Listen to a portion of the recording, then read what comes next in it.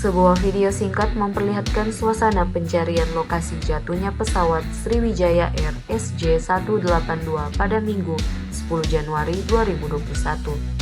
Pesawat dengan rute Jakarta-Pontianak dengan kode penerbangan SJ182 dikabarkan hilang kontak pada Sabtu kemarin. Video singkat tersebut diunggah di akun Instagram @kansarjakarta sekitar pukul 12 waktu Indonesia Barat. Tampak dalam video suasana pencarian melalui udara dengan menggunakan helikopter Basarnas. Melansir tulisan dalam unggahan, pencarian tersebut dilakukan di atas perairan Teluk Jakarta.